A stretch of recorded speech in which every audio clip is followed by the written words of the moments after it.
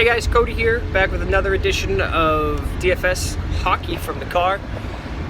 This one's going to be a little different as I took a look at the games and there's not much information out yet. I don't have any implied over-unders or team totals or anything like that.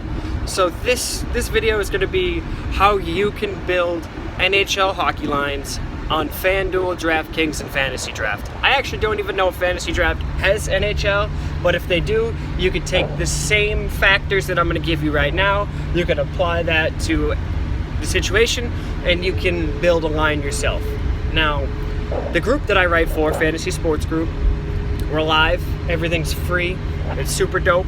We're on a roll in hockey. They just started pumping out basketball information, and it's gonna be something that you want to be along for. So you should check that out on Twitter. And let's get into it. So what do I do when I come up with my NHL hockey lines every night? The first thing I do is I open up Fantasy Labs and I go to their NHL Vegas page, right? And that's gonna give me all the team implied totals for every game on the slate. I want to target teams with a total goals against projection or goals for projection over 3. I want to be over 3 goals per game. That's pretty much standard in hockey. You'll see a lot of 6.5 game totals, something like that. So when you get into it, if you go on like yesterday and you look, you see Pittsburgh has a goal total of 2.8, Tampa Bay has a goal total of 3.8, so you want to take Tampa Bay in that situation. Now, me being a hockey guy, I know hockey trends. I know which players are trending up. I know which players are trending down. You might not follow hockey. That's fine. You might like basketball more, but you kind of want to get on the bandwagon to make a little bit of extra money because hockey is probably the most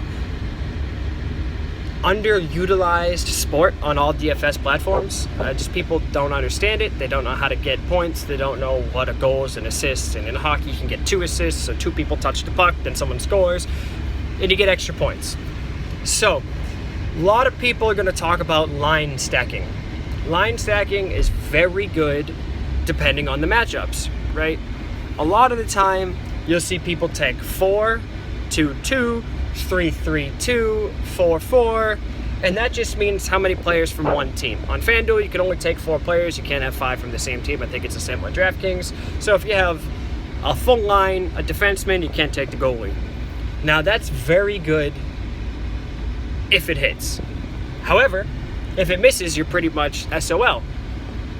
So you really have to take into consideration what's going to happen. So when I'm stacking, generally I want the people that are going to be on the ice the most with a matchup where they're going to shoot the most pucks on goal. Because you get points per shots on goal, and you get points for goals, block shots, and the longer you're on the ice, the more chances you have to get points. And that's pretty much that. So I'll look for people if they're home on line 1, power play 1 kind of thing. If they're on the road, line 2, still probably going with power play 1.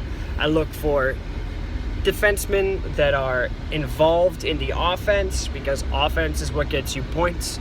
I don't really care if my defensemen are giving up 5 goals a game with the goalie if I don't play them, you know. So it's all about offense. That's the first thing I'm going to tell you. It's all about matchups, right?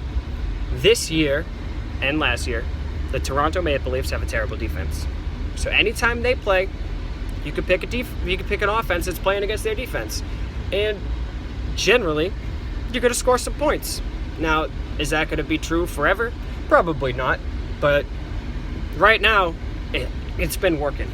And if it's not broken, I'm not going to fix it. So every single time I see Toronto or Ottawa on the slate, picking teams against them. Now, last night's a little bit of a weird one. We had the battle of the poop teams right now. We had Detroit and Ottawa going at it. They were in Ottawa, so Ottawa's the easy favorite in that one, and their Vegas implied total was half a goal higher. So I ended up running some Ottawa power play 1.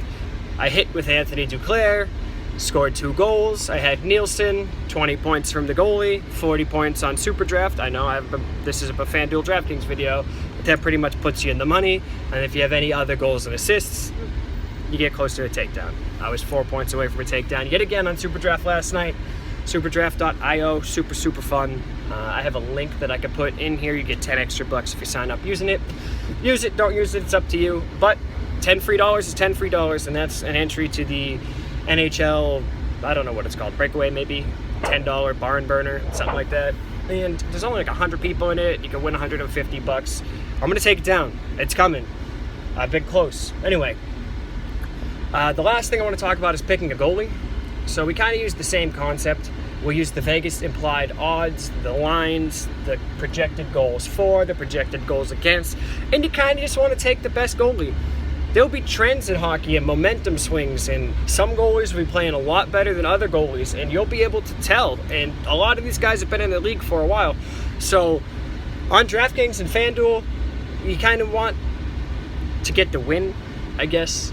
Sometimes you can go for shot volume. Like Anders Nielsen has been on fire. He plays for Ottawa. They are terrible on defense. He's seen 170 shots in 3 games, which is ridiculous. And he's won 2 of those games. So, I mean, if you have a hot goalie, a lot of shot volume, you get 1.6 points per shot. You get -4 per goal allowed. You know, he's still getting 30 points with no win. I mean, that's huge. So, when I'm looking to recap everything, start with Vegas odds. Always bet with Vegas. You'll win 70% of the time just by doing that. And play cash games, you know. A lot of people want to take down these tournaments. Yeah, it's harder though.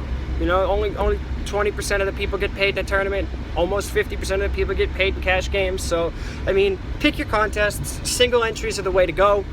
100% single entries. Unless you're got a big bankroll and you want to multi-enter, you know, 20 lineups, that's on you. I usually play two lineups a night. One is a pretty heavy game stack, so if I see one game that I really like to score, like the other day was Boston-Toronto, I stacked the Toronto line 1, I stacked Boston line 1, because you can tell with both those teams, that's where the majority of the scoring is going to come from. So in situations like that, I'll do that. I might throw that into a GPP and cash, because cash is usually when I'm stacking 4 players from the same team. The other, I like to do 2-2-2, which means 2 forwards, or a forward and a defenseman to get that in. Again, power play heavy, number 1 defenseman are the way to go, and just get the best goalie with the lowest implied total against in there, and you should see some more wins. All right, again, follow us, Fantasy Sports Group. We're on Twitter, super easy. We tweet out everything every day, all the articles. Super fun group of guys. We do a podcast. I'll be on it next week, and maybe at some point we'll even invite some of you guys to participate.